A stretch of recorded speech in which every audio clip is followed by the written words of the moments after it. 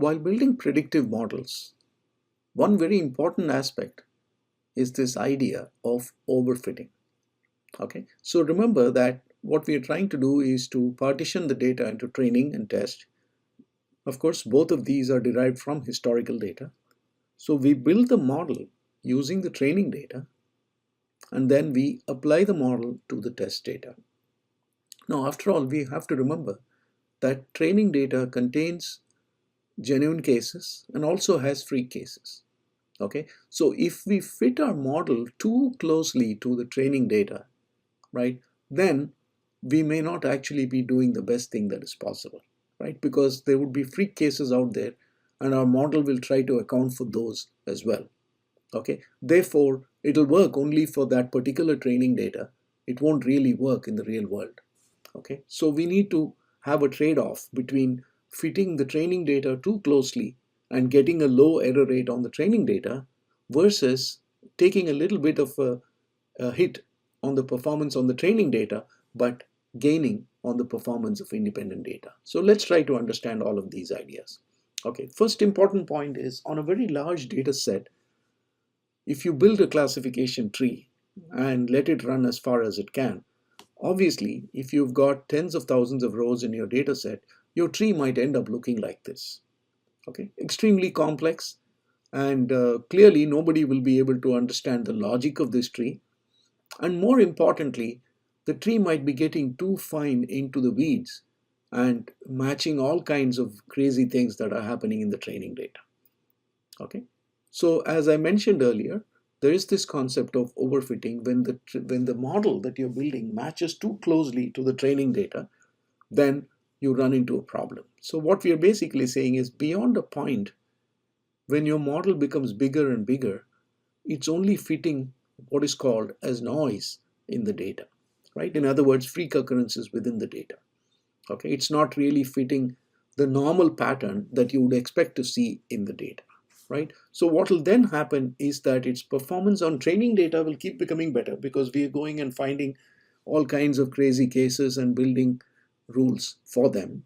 But those rules, when they occur in the real data, will have very different kinds of classifications, and therefore there will be a lot of errors in new data, right? So clearly, when you build a tree, the size of the tree is a trade-off between performance on the training data and performance on independent data, which is test data and beyond.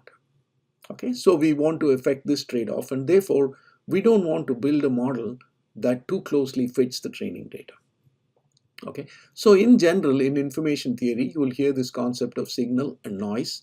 Signal is basically in the context of data analytics. In a data set, there is valid data which is representative of reality. That's what you would call as a signal. In other words, the historical data that you've got contains much information that is valid for history and also valid for the future because it is truly representative of what's going on in the business on the average. Noise, on the other hand, is freak occurrences, which are there in the training data. These things did happen in history, but they are freak occurrences and not representative of reality.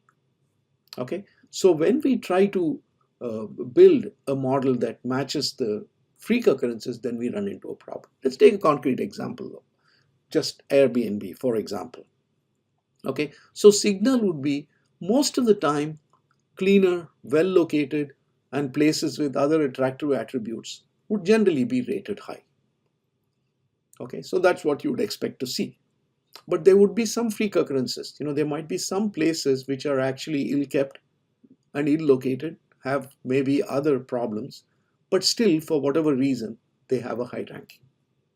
Okay, maybe because those rankings are manipulated, or simply because the the host is such a nice guy, strikes up a good friendship and people end up giving high rankings. Okay, whereas in reality, if you went and stayed there, you would not find it very comfortable. Okay, so these are what you might call as noise, the uncommon occurrences, and you don't want to have rules or other modeling characteristics that try to match these things. Okay, that would be overfitting. You want to focus your attention while modeling on these. Okay, but of course, we are not looking at the data. The computer is looking at the data.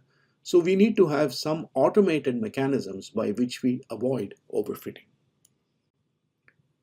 So the general idea of overfitting is if you have a very large tree, this is overfitting in the context of classification trees, then many of these rules or some of these rules will be matching noise and they won't be matching the actual signal, right? So with the result that the noise has one characteristic in the training data, but it may have completely different characteristics in the test data. And therefore, these rules that we have put in here would tend to make mistakes and misclassify. Okay, so this intuition is captured in this diagram. So if you consider the number of splits on the x-axis, which is the size of the tree, and the error rate on training, error rate on the y-axis, right? Then this is what your error rate on the training data will look like. As you make a bigger and bigger and bigger tree, you can keep on dropping the error rate on the training data, right? Because after all, what you're doing is as you make the tree bigger and bigger, what you're doing is creating more and more rules. So you find a peculiar case here, create a rule to take care of that. Find another case there, create a rule to take care of that. So as you keep increasing the size of your tree, your error rate on training data will keep on reducing. Okay, which means that if we are only looking at minimal error rate on the training data, then we might end up with a really large tree. Okay, but as we have pointed out earlier, the moment your tree starts becoming too big, then many of the rules will be matching noise, not the signal. And therefore, what will tend to happen is that your performance on the test data and other independent data will initially decrease with the tree size. But beyond a point, when overfitting has begun, then the error rate on the test data will start going up. Okay, this is roughly what we expect to see. Okay, you're not going to see such smooth curves in reality, but this is the principle. Okay, so ideally what we are looking for is the tree size corresponding to this point, right? The point on the error rate on the test data where the error rate is minimum. Okay, so this would be our optimal tree size. Okay, so this is what we are trying to catch when we try to avoid overfitting. So the broad approach we'll be using for this is what is called pruning, continuing with the tree analogy. So what we'll tend to do is to first grow a somewhat large tree and then prune it back to the desired size. That's the process we'll be taking. Okay, so obviously one idea that we have already seen in this when we discussed min bucket and min split is if you've got splits that are creating very small groups. So for example, here is a split that's creating one group of size 2, another group of size 1. Those are way too small, right? So obviously it's better for us to be, and these as well. All of these are small groups. You can roll them back, prevent the split, just eliminate them, convert it into a leaf node. Okay, so that's what we mean by pruning. Okay, that is, you don't grow the tree beyond a certain level, so that ends up pruning the tree.